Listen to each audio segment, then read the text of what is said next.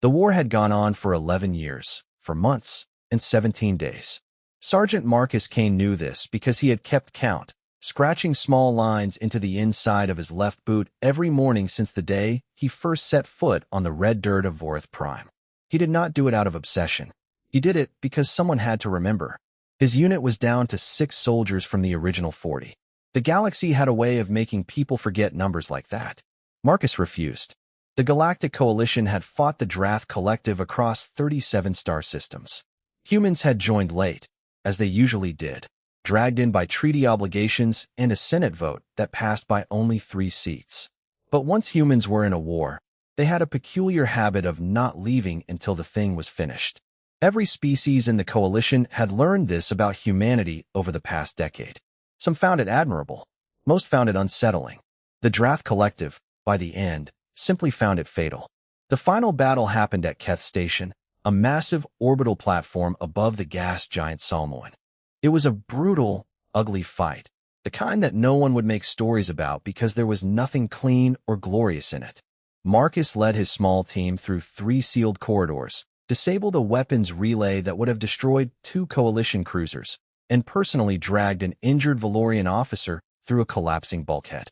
He did not think of himself as a hero during any of this. He was simply working through the problem in front of him, one step at a time, the way humans did. When the collective surrendered, the celebration across the coalition was enormous. Fireworks lit up orbital rings around a dozen planets. Species that had been at each other's throats for generations toasted each other with whatever their biology could tolerate. Speeches were delivered. Medals were awarded. And then came the old tradition, one that most coalition species considered outdated and slightly embarrassing, but which the treaty rules still technically allowed.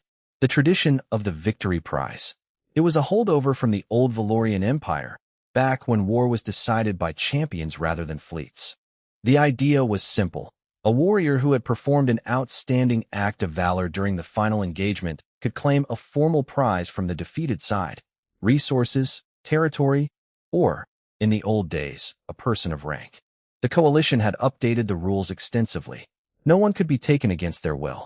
The prize had to be agreed upon by both parties. Most soldiers, when they invoked the right at all, asked for land grants or mineral rights. It was mostly symbolic at this point. Marcus had not planned to invoke it. He was not that kind of soldier, the type who thought about rewards while the fighting was still happening. But when the formal ceremony was held and a coalition officer quietly told him that he had, by any objective measure, performed the defining act of valor at Keth Station, something made him pause.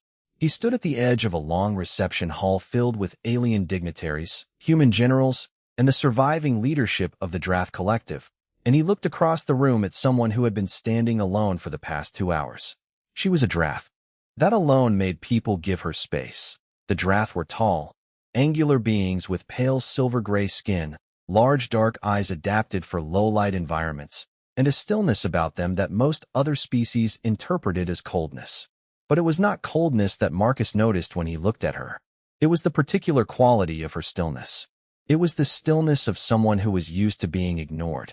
She stood straight, wore formal clothes that were slightly too large for her, as if they had been made for someone else, and she watched everything in the room with those large dark eyes without anyone watching her back. He asked a nearby coalition aide who she was. The aide glanced over, then back at Marcus with a faint look of surprise, as if the question itself was odd. Her name was Sereth Veldrath, a daughter of the Collective's ruling house, third in line by birth, but effectively nowhere in practice. The aide explained it quickly and quietly. She was considered by Drath society to lack the qualities they valued most. Not a warrior, not politically ambitious. She had spent most of the war doing archival work, cataloging data, and managing records deep in a collective facility far from any battlefield. She was, by every measure her own people applied, unimportant. Marcus looked at her for a long moment. She had not moved. A group of coalition ambassadors passed close to her without acknowledging her existence, and she stepped aside for them without any visible reaction. A small, practiced movement that said she had been stepping aside for people her whole life. He noticed that she was holding a small data tablet and had been reading something on it, quietly, at a peace celebration, because apparently no one had thought to talk to her, and she had found a way to make use of the time. He walked across the room. Several people watched him, because he was the human soldier everyone had been talking about, the one who had broken open the battle at Keth Station, and they were curious where he was going. When he stopped in front of Sareth Veldrath, the room got a little quieter in the way rooms do when something unexpected happens and no one is sure yet what to make of it. She looked up from her tablet. Up close, he could see that she was younger than he had assumed, probably mid-range by Drath standards, though age was hard to read on a species he had only ever faced across a battlefield. Her dark eyes were calm and direct. She did not seem frightened by him, which surprised him a little. Most people were at least slightly cautious around him these days. She simply looked at him with a kind of measured attention, waiting. "I'm Sergeant Marcus Kane," he said. "I'm going to invoke the Victory Prize." He watched her face carefully. Nothing flinched. "I'm choosing you, but only if you agree. And I think you should hear why before you decide anything." The room had gone quite still. He was aware of eyes on him from every direction. Coalition generals, Drath officials, alien dignitaries who had been deep in their own conversations a moment ago. He did not look at any of them. He kept his eyes on her, because she was the only person in this room whose answer actually mattered. She tilted her head slightly, a Drath gesture he did not yet know the meaning of, and said, in clear Coalition standard, "I am listening, Sergeant Kane." And right there, in the middle of the most watched room in the galaxy, surrounded by people who had already decided she was nothing, Marcus Kane began to talk. What Marcus told Sareth Veldrath in the middle of that room took 11 minutes. He had never been a man who used extra words, so 11 minutes from him was a great deal. He told her about the archive files his unit had found when they first breached a Drath research facility on Vorith Prime. Files that had been flagged as low priority by Coalition intelligence, but that Marcus, by habit and instinct, had gone through himself. Most of it was supply records and administrative data. But buried inside 17,000 pages of logistical documentation was a body of work that had no label, no author credit, and no obvious reason to exist in a supply depot archive. It was a complete ecological survey of 12 contested star systems, detailed, precise, and years ahead of anything either side scientists had publicly produced. It mapped resource veins, atmospheric compositions, soil stability, the stress tolerance of local ecosystems under heavy orbital bombardment.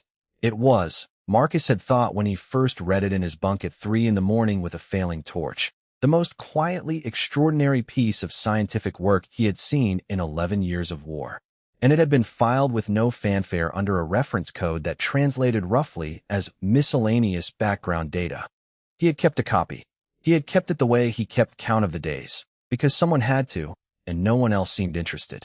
When he described it now, standing in front of her, he watched her face, and he saw the thing she was trying not to show. He saw recognition. The author code on those files, he said, was a 7-digit Drath internal reference. I had it traced 6 months ago, when I finally had someone to ask. It came back to a records division in the collective's secondary administrative hub. He paused. "Your division." Sareth Veldrath was very still. Then she said, quietly, "Coalition intelligence flagged those files as low priority." It was not quite a question. "Yes," Marcus said. "Humans made the same mistake." Something in her expression shifted, very slightly, the way a tide shifts, which is to say you could not see the exact moment it happened, but you could see the difference after. He continued. He told her that he had invoked the Victory Prize not to take her anywhere or claim anything she did not want to give. He had invoked it because it was the only legal mechanism available to him for what he actually wanted to do, which was to make sure that she, the person who had produced that work, was not simply sent back to a Drath collective that had spent years treating her as furniture. He wanted to put her in a room with people who would understand what she had done. He wanted her to have options. That was all. "You could have simply told someone," she said. "I tried," he said. 3 times. The last person I told said the survey data was probably auto-generated by a Drath Systems algorithm and not worth pursuing. He looked at her steadily. "I disagree with that assessment." She studied him for a long moment with those large, dark, unhurried eyes. Then she said she would agree to the prize, and she said it in a tone that was carefully neutral, the tone of someone who had learned not to expect things and was therefore not yet certain what to do with this. He nodded, and that was that, at least officially. What followed was significantly less simple. The reaction in the room was immediate and layered. Coalition officers who had been watching with polite confusion were now watching with urgent confusion. Drath officials on the other side of the hall had gone rigid, not because they valued Sereth, Marcus noted, but because they did not appreciate a human soldier making choices about one of their people, even one they had spent years ignoring. A senior Valorian diplomat materialized at Marcus's elbow within 90 seconds, very smooth, very friendly, suggesting that perhaps Marcus had not fully understood the implications of his choice, and would he like to reconsider? Marcus told the diplomat, with equal smoothness, that he understood perfectly, thanked him for his concern, and turned back to Sereth. The next 3 days were administrative chaos. Marcus's commanding officer called him in twice, once to ask if he had lost his mind, and once, after reading the ecological survey files Marcus forwarded, to sit in silence for a very long time before saying that he was going to need to make some calls. A Drath legal team arrived to argue grounds, citing 17 separate clauses from the original Valorian treaty framework. A coalition legal team spent an enjoyable 48 hours dismantling each argument in sequence. By the end of it, the legal teams had actually become quite collegial, though they would all deny this if asked. Through all of it, Sereth sat in a small room in the Coalition's temporary station facility on Salmoan's orbital ring and worked. She had asked, on the first day, whether there was a terminal she could use. One was brought. She did not appear to sleep much. When Marcus checked on her the morning of the second day, she had produced a 40-page technical addendum to her original survey that incorporated new atmospheric data from the final battle. She had apparently been observing sensor readings during the fight at Keth Station and found them scientifically interesting. He stood in the doorway looking at her, and she looked back at him over the top of her screen and said, without any particular emphasis, "You are surprised." It was not quite a question either. A little, he admitted. Most people would be shaken after the last few days. "I have been in a room by myself doing work that no one notices for 9 years, she said. "This is not different in any way that matters." She paused. "Except that someone read the files." She said this last part in the same flat tone as everything else, but he had already started learning to listen to what she left space around, and there was a great deal of space around that sentence. Word was spreading. The way word always spread when humans did something the rest of the galaxy found baffling. The story circulating was not accurate. The version most people heard was that a human soldier had claimed a Drath princess as a war prize, which was lurid and simple and therefore very popular. Marcus did not enjoy this version of events. He issued a correction through the Coalition press office, which was almost entirely ignored because it was much less interesting than the incorrect version. The Drath Collective issued a statement saying Sereth Vel Drath was a minor administrative figure of no significance, which was also widely ignored, and which had the unintended effect of making people wonder why they were issuing statements at all about someone they claimed to find insignificant. On the morning of the fourth day, a message arrived from the Hresh Institute, one of the most respected scientific bodies in the Coalition, a multi-species organization that had produced more Nobel-equivalent prizes than any other institution in the known galaxy. The message was addressed to Sereth Vel Drath by name. It said they had reviewed her ecological survey after receiving a copy from a Coalition military source, and they had several questions, if she was available. Marcus brought her the message on a printed sheet. He was old-fashioned about some things. She read it, then read it again. She set it down on the desk with great care, the way you set down something you do not want to accidentally damage. Then she looked at him. He was already at the door, on his way out, because he understood that this was her moment and not his. "Sergeant Kane," she said. He stopped. "Why did you keep the files?" she asked. "For 11 years. No one else considered them worth keeping." He thought about it honestly, because she deserved an honest answer. "Because the work was too good to throw away," he said. "And because someone worked very hard on it. That should mean something." He looked at her. "It does mean something." He left before she could respond. In the hallway outside, he passed 2 Coalition officers who were debating loudly whether Marcus Kane had made the strangest choice in the history of the Victory Prize tradition. He agreed with them privately. He also did not regret it for even 1 second, which was the important part, and that feeling would only grow in the weeks ahead. The Hresh Institute did not send one message. They sent 6 over the following week, each one more urgent than the last, each one signed by progressively more senior names. By the third message, They were asking if Sereth Veldrath would be willing to present her findings at their annual assembly on Mareth Station. By the 5th, they were asking if she had any unpublished work they could review. By the 6th, a Harish Institute director was personally requesting a live communication link, which was unprecedented. The Institute communicated almost exclusively through formal written channels as a matter of tradition and dignity. Tradition and dignity, it appeared, had their limits. Marcus helped Sereth navigate the logistics, which was the only way he could be useful because the scientific substance of what she was doing was far beyond his expertise. He arranged communications. He sorted through formal requests and filtered the ones that seemed genuine from the ones that seemed opportunistic. He booked passage on a coalition transport to Mareth Station, negotiating them both onto a vessel that would otherwise have had no available berths by the simple method of explaining to the transport officer, very calmly, that he was traveling with a person the Harish Institute had contacted 6 times in 1 week and waiting for that information to sink in. It sank in quickly. On the transport, they had time to talk properly for the first time.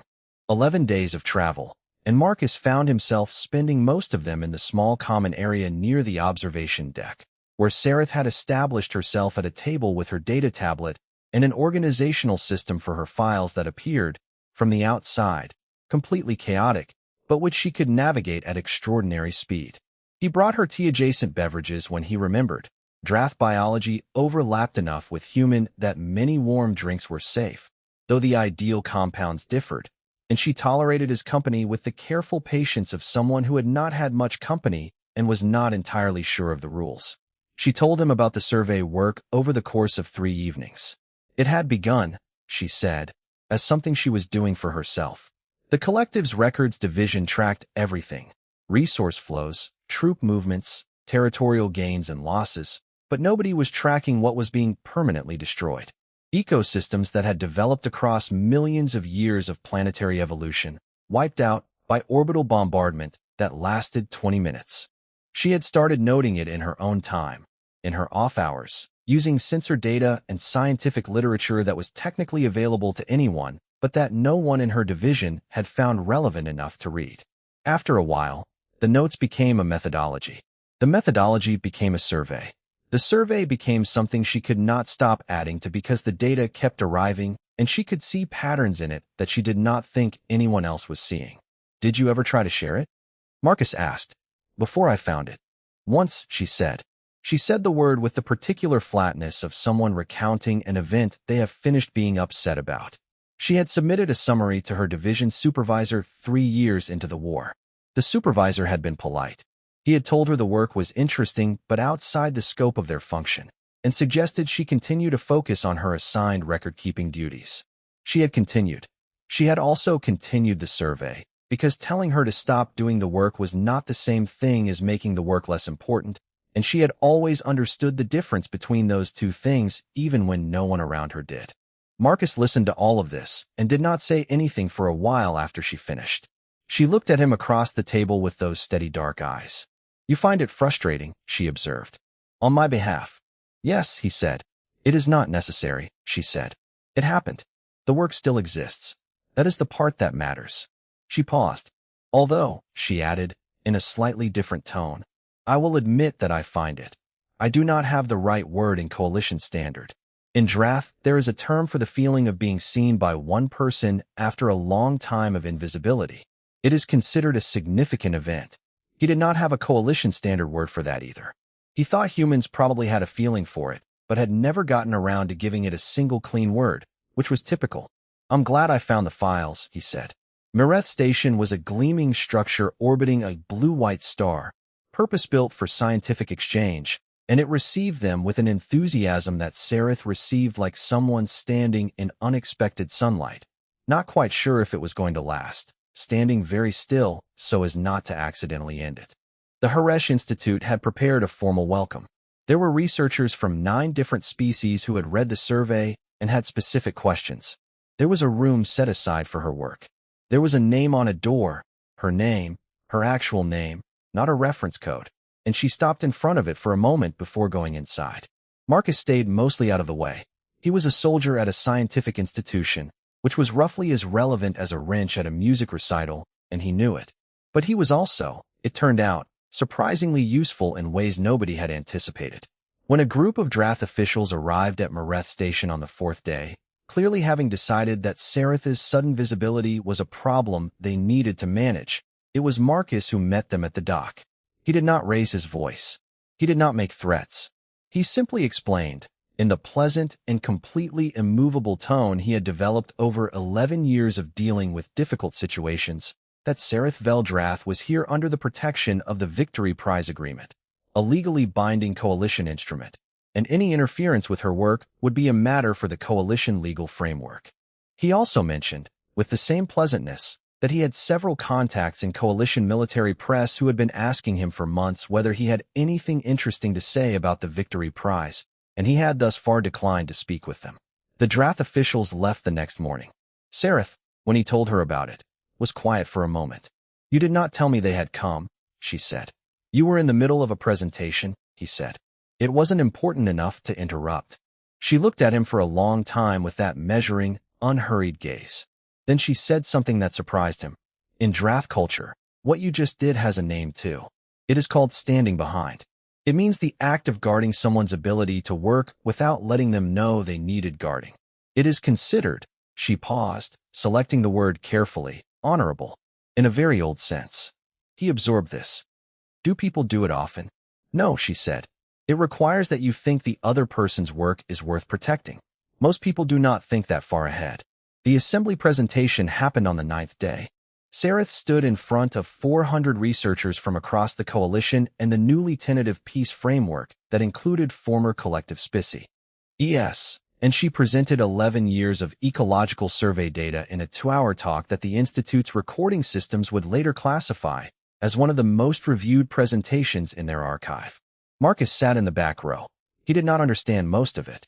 He understood that the room was extremely quiet in the focused way that meant people were paying close attention, and he understood that the questions afterward went on for nearly 3 hours, and that by the end of it several researchers had proposed a joint follow-up study, and 2 had asked if she would be willing to co-author papers. He understood all of that perfectly well. Afterward, in the corridor outside, a senior Valorian researcher who had spent 30 years at the Haresh Institute stopped beside Marcus and said, without any preamble, "Where did you find her?" Marcus thought about how to answer that. "She found herself," he said finally. "I just made sure no one accidentally threw the files away." The researcher looked at him with an expression Marcus could not quite read across species, and then nodded slowly and walked away. The galaxy, Marcus thought, had a frustrating tendency to assume that finding something valuable was the same as creating it. It was not. The work had existed long before he arrived. He had simply refused to pretend it hadn't. That was the human part, maybe. The not pretending. 6 months after Mareth Station, the joint ecological study that Sareth Veldrath had been invited to lead was officially the largest multi-species scientific collaboration since the founding of the coalition. 14 research teams, 7 star systems, a budget that had been approved with unusual speed by a coalition senate that was still in the business of trying to look good after 11 years of war. The study had a formal name, the Salmoan Ecological Recovery Initiative, but everyone who worked in it called it the survey, because that was what it was, and because the word had started to carry weight. Sareth had moved into a permanent research position at Mareth Station. She had a team of 12 now, which she managed with a quiet efficiency that made it seem effortless to outside observers, and which her team members privately described as the best organized working environment they had ever been in. She was not an easy boss in the sense of being loose or casual. She was precise, and she expected precision. But she was also, and this was what her team members talked about most, when they talked about working for her, she noticed things. She noticed when someone on her team was struggling before they said so. She noticed when a methodology was producing flawed data before the flaw became obvious. She noticed patterns in incoming sensor readings that her instruments were not flagged to catch. It was, one of her researchers said in an interview, like working with someone who was always 2 steps ahead but never made you feel behind. Marcus received regular updates on the project through official channels, which he had been listed on as a founding contact due to the circumstances of the prize agreement. He was no longer on active duty. The coalition military had offered him a desk assignment after Keth Station, and he had, after some consideration, accepted, mostly because his body had spent 11 years making decisions that it was now presenting him with the bill for. He worked in a military liaison office on Calais Station, a mid-sized coalition hub, coordinating between military and civilian agencies during the post-war Reconstruction period. It was less dramatic than the work he was used to, and he was surprised to find that he did not mind this at all. Sareth communicated with him by message, regularly, and without ceremony. She sent updates on the survey, observations about the species politics at Mareth Station, questions about human resource management that she framed with great precision because she did not ask questions carelessly. He answered all of them. He also sent her things he thought she would find interesting. Geological survey reports from star systems the military had mapped during the war, atmospheric data from battlefields he had been on, documents he came across in the course of his work that he thought her research might use. He did not describe this as anything in particular. It was just what he did. The political landscape around her had changed enormously, and it was still changing. The Drath Collective, reorganizing itself now under a new name as part of the peace framework, had initially tried to claim credit for her work, issuing statements about their long tradition of scientific inquiry that had apparently failed to extend to any actual support of said inquiry when it was being done. This had been received poorly. Several coalition journalists, by now very familiar with Sareth's story, had published detailed accounts of how she had spent 9 years producing exceptional scientific work that her own government had filed under miscellaneous background data. The collective's new leadership, making a practical calculation, had shifted strategy. They began instead to speak of Sareth Veldrath as an example of their emerging commitment to merit-based recognition, which was the kind of thing that got said when you had run out of better options. Sareth, when asked by a reporter what she thought of the collective's new position, said that she was pleased to see any organization move toward better recognition of scientific work, regardless of the timing. It was, Marcus thought when he read the transcript, a perfectly calibrated answer. Generous enough to be undeniable, precise enough to be heard clearly by anyone paying attention.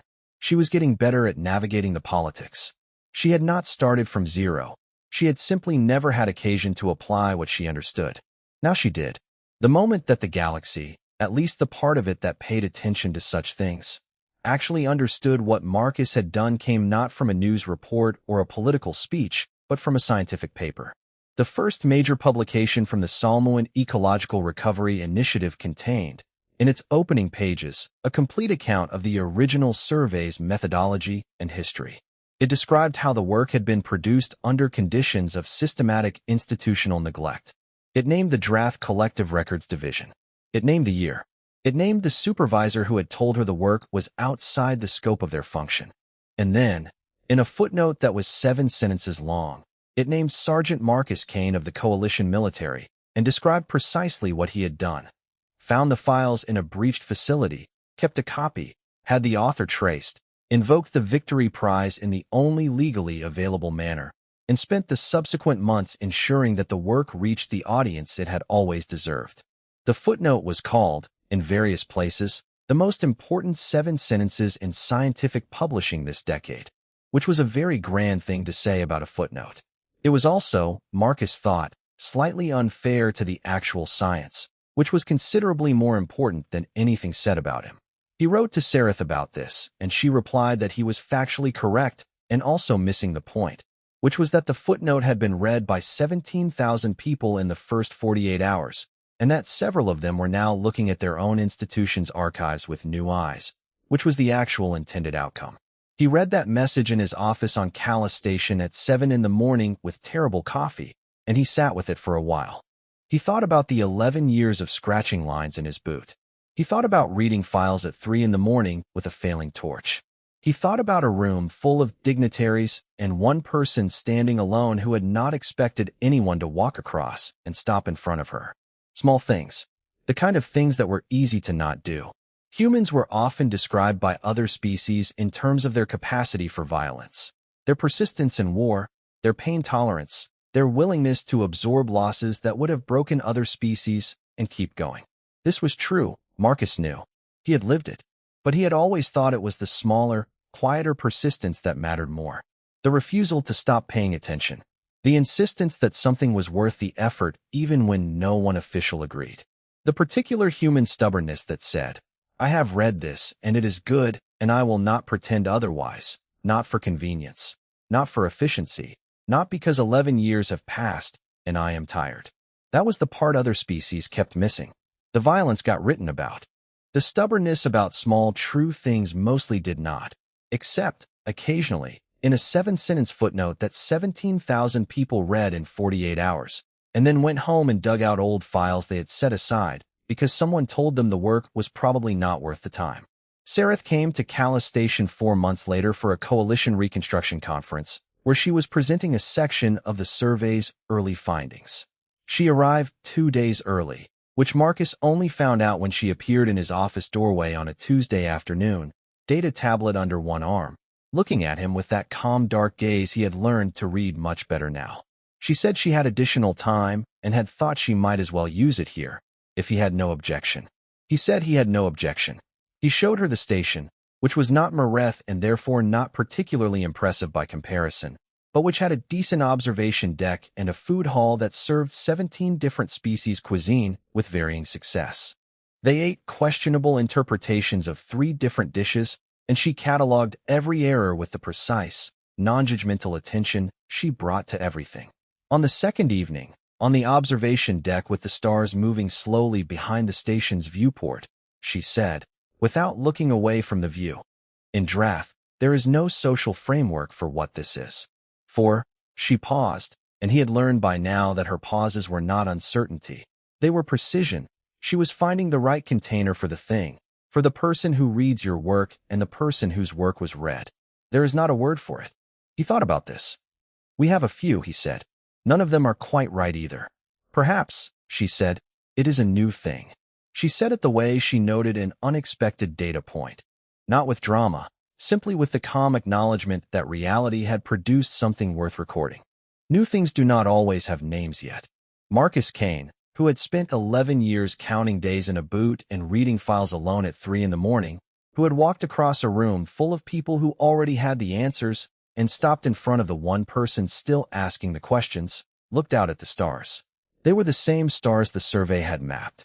They would be mapped again, more thoroughly, by a team of 14 that reported to a Drath scientist who had spent 9 years being nobody and was now, quietly, precisely, without any drama, becoming one of the most important voices in the coalition's scientific community. New things are fine, he said. We can figure out the name later.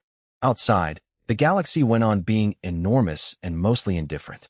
But in 14 research stations, in a footnote that was still being shared, in the archives of Mareth Station and the desks of people who had gone back to look at old files, something had changed.